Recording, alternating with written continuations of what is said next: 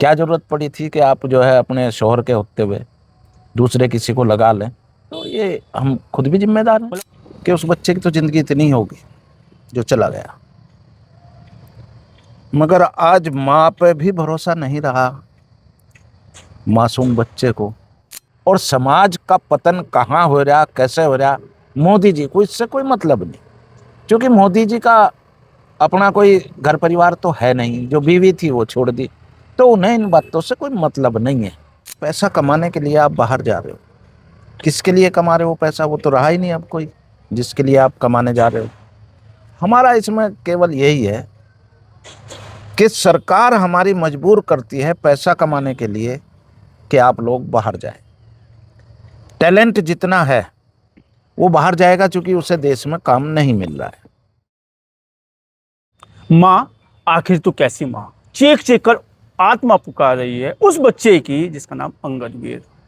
मैं बात कर रहा हूँ मेरठ की उस क्राइम स्टोरी की, उस माँ की जिसने प्रेमी के चक्कर में आकर अपने ही बेटे की हत्या करा दी अपने प्रेमी पर। अंगद वीर की हत्या करा दी उस गुरप्रीत ने, जो चंगुल में थी पूरी तरह से अर्पित के अपने प्रेमी के। और पति बाहर विदेश में रहकर परिवार का लालन पालन करने के लिए मेहनत मजदूरी कर रहा था।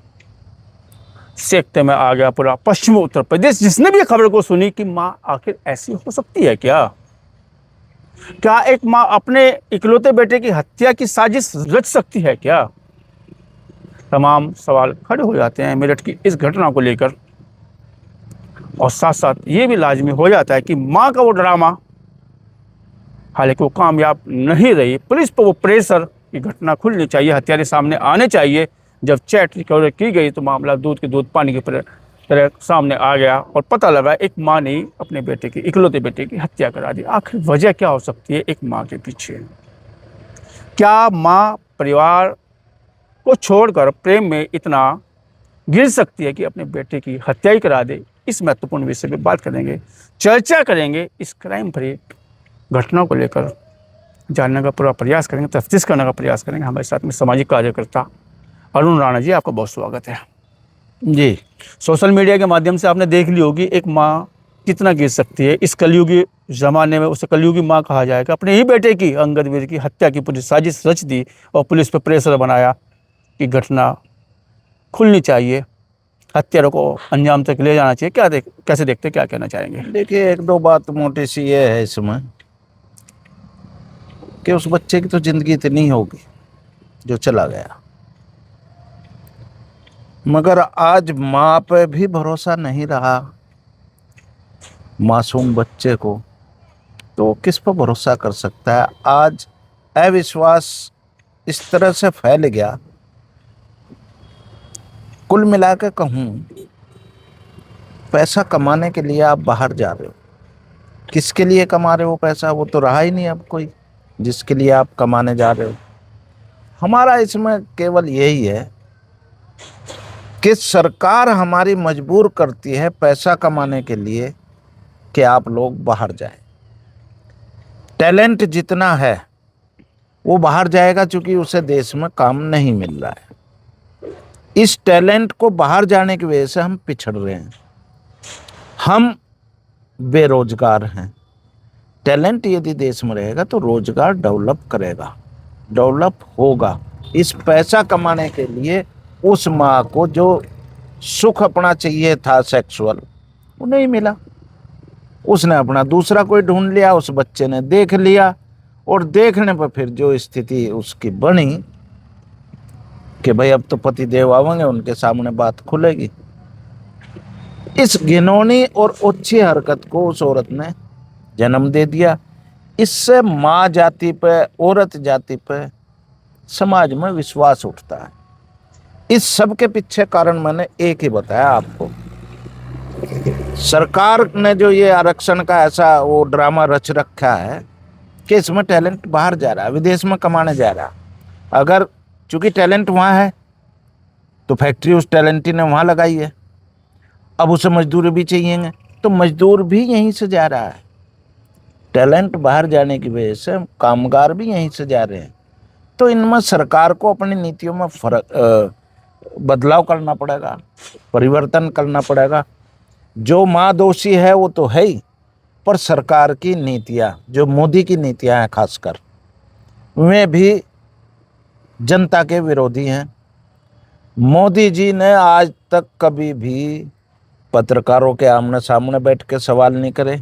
जो उनके मन की बात है उसे कह दें में, जनता सुन ले, ओहो, और इसी में तालियां बजवा रहे हैं।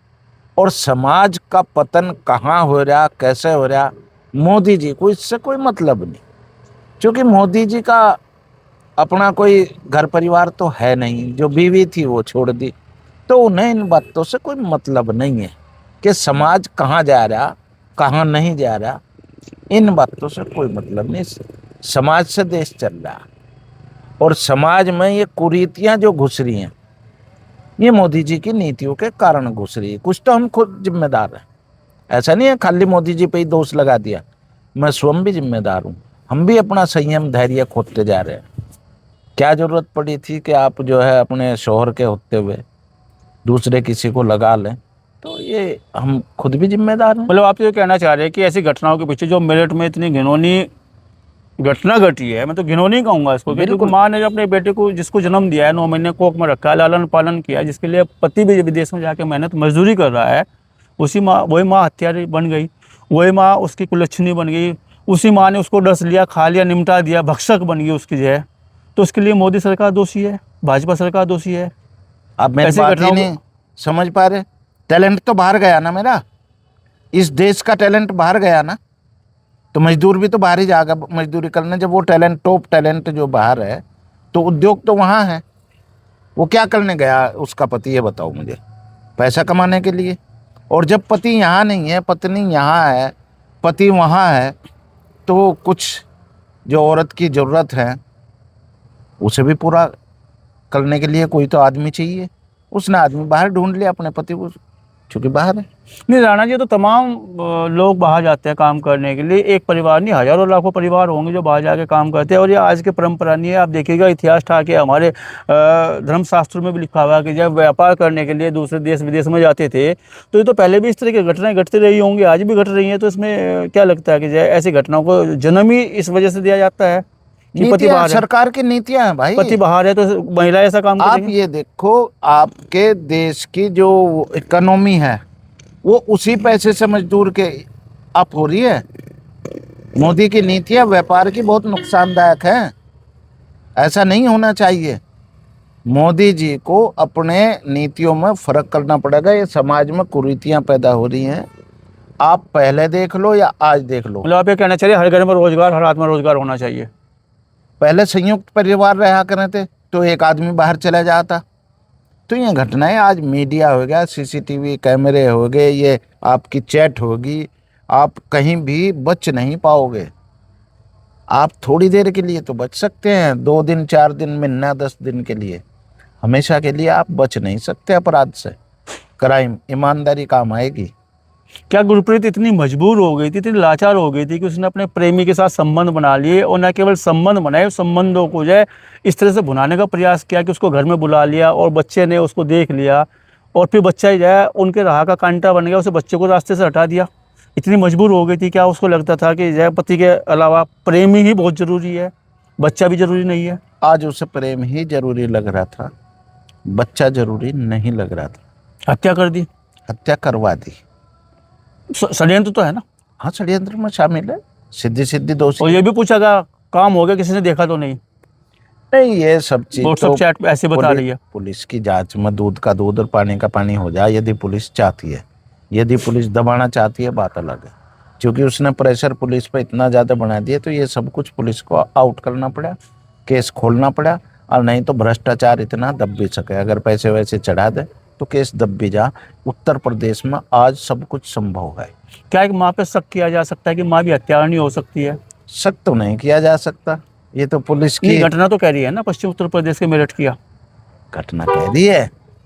ये तो योगी की पुलिस है, मैं तारीफ करूँगा योगी की पुलिस की कि उसने इस केस में घूस नहीं खाई और केस खोल दिया।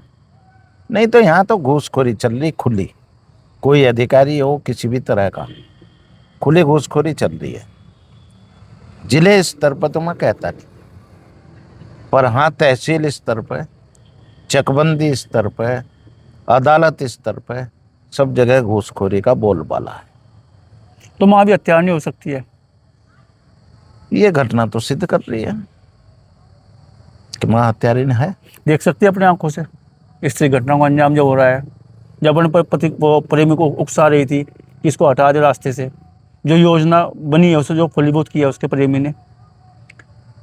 दिल दहल जाता है माँ का। तो माँ होती है ना, जन्नत बताई जाती है माँ के कदमों में होती है। माँ माँ का का जैसा नहीं, निश्चल प्रेम दे नहीं सकते कोई किसी भी दुनिया को। इंसान का दिल दहल जाएगा। 7 साल का इंसानियत, बच्चा था वो। इंसानियत जहाँ है, 7 साल का तो अक्षम्य अपराध है बच्चे को इस तरह की घटना करना।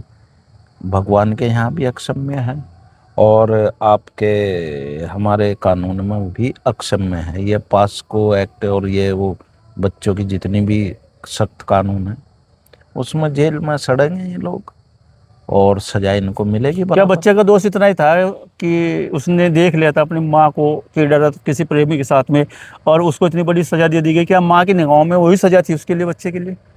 माँ की निगाहों में तो वही थी सजा जो अक्षम्य अपराध है। किसी भी दशा में मैं फांसी तो कहूँगा नहीं दी जा, पर आजीवन जेल में तो नहीं, मेरा रहना सवाल चाहिए। राणा जी है कि क्या बच्चे की इतनी बड़ी गलती हो गई थी बच्चे से, उसने अपनी माँ को इस पोजीशन में देख लिया था प्रेमी के साथ किसी की, कि उसकी सजा केवल मौत ही थी बच्चे की? बहुत छोटे बच्चे देख भी लेते हैं। इतनी उम्र में तो इन बातों का बच्चों को पता ही नहीं होता। देख लिया था तो तब भी इग्नोर हो सकता है। बच्चा किसी को क्या बताएगा? ये इतना आज वो नहीं है कि इतनी उम्र में बच्चा इतना कुछ कहेगा कि किसी दूसरे मर्द के साथ ये सेक्स कर रहे या कुछ कर रहे। ऐसी बात नहीं। ये उसने बहुत बड़ा अपराध किया है, अक्षम्य, मैं बार बार कह रहा हूँ, अपराध किया है। सख्त सजा मिलनी चाहिए। देखो मारना और फांसी देने को तो मैं कहूँगा नहीं, मैं तो ये कहूँगा कि वो तिल तिल मरे, हर रोज हर जीवे, रोज मरे। हर रोज वो जीवे और हर रोज मरने की कामना करे, मृत्यु उसे मिले नहीं। इस तरह की सजा मिलनी चाहिए। ऐसे अपराध पर रोक तभी लगेगी जब लोगों को ये पता लगे कि अच्छा इतनी सख्त सजा मिल रही है इसे। फांसी क्या है, 1 मिनट का झटका है, कुछ नहीं, वो मैं सजा नहीं सभ्य समाज में जब इस तरह की घटनाएं घटती हैं जो वास्तव में दिल दहला देने वाली घटनाएं है, एक तरफ प्रेमी है, प्रेमिका है, एक तरफ माँ है, एक तरफ बेटा है, उसको हत्या की जा रही है, कहाँ तक सभ्य समाज में ऐसी घटनाओं की जगह है? क्या सभ्य समाज ऐसे लोगों को माफ़ कर सकता है, या सभ्य समाज में ऐसी घटनाओं की पुनरावृत्ति ना हो उसके लिए क्या प्रयास किया जा सकता है? वो भी तब जब सुप्रीम कोर्ट प्रेम और प्रेमिका को लेकर, प्रेम संबंधों को लेकर बहुत सारी स्वतंत्रता दे रहा है, बहुत सारी छूट दे रहा है भारत देश में। देखिए इसमें तो मैं कहूँगा सरकार को एक तो नीतियाँ बदलनी पड़ेंगी। सामाजिक ताना बाना तो अभी बदलेगा नहीं, संयुक्त परिवारों का तो हिसाब अभी बनेगा नहीं। ये तो रहेगा एकल परिवार ही, एक एक अलग अलग, 2 भाई हैं दोनों ही अलग रहेंगे। तो अभी ये तो बनेगा नहीं ताना बाना। हाँ सरकार को अपनी नीतियों में ये परिवर्तन करना चाहिए कि जो टैलेंट देश से बाहर जा रहा है, चाहे वो इंजीनियर हैं, चाहे वो डॉक्टर हैं, चाहे प्रबंधक हैं, जितना भी टैलेंट, टॉप टैलेंट है देश से बाहर जा रहा है, उसे कैसे रोका जाए। नहीं, सभ्य समाज पर ऐसी घटनाओं का क्या फर्क पड़ेगा? ऐसी घटनाएं न हो, पुनरावृत्ति ना हो, तो उसके लिए क्या? मेरे भाई, मैं आप मेरी बात को फिर समझो, मैं दर्शकों से भी कहना चाहूंगा कि जब आदमी बाहर जाएगा ही नहीं, अपने परिवार में ही रहेगा, तो ऐसी घटनाओं पर अंकुश नहीं लगेगा। आप तो कह रहे हैं कि जड़ पे किवाड़ी लगनी चाहिए, घटनाएं नहीं होने की, अंजाम इन घटेंगी, कम होंगी। बड़ी बात यह, बड़ा दोष है कि पति बाहर जाएगा तो ऐसी घटनाएं होती रहेंगी। रोक पाना कानून के द्वारा संभव नहीं ऐसा है। अंगित है बलि के बकरे, या उनकी बलि चढ़ती रहेगी। ऐसे और घटनाओं की पुनरावृत्ति हो सकती है, ये संभावना बनी रहेगी। इस महत्वपूर्ण मुद्दे पर, उस पर जब एक घटना घटती है, एक माँ ही षड्यंत्रकारी बन जाती है अपने बच्चे की हत्या के लिए, और प्रेमी को उकसाती है कि इस राह के कांटे को हटा दो रास्ते से, और उसको हटा भी दिया जाता है। आपने सामाजिक कार्यकर्ता अरुण राणा जी को सुना, और साफ स्पष्ट कहना है कि ऐसी घटना घटने के पीछे जब घर से पति बाहर जाता है तो लाजमी हो जाता है, कई बार इस तरह की घटना घट जाती है, तो निश्चित ही सरकार की नीतियाँ बदलें और समाज में भी उन महिलाओं को सहनशीलता से काम लेना होगा, जिनके प्रति बाहर घटना में कमी आ सकती है। आपने बात की, चर्चा की, आपका बहुत धन्यवाद, बहुत शुक्रिया जी।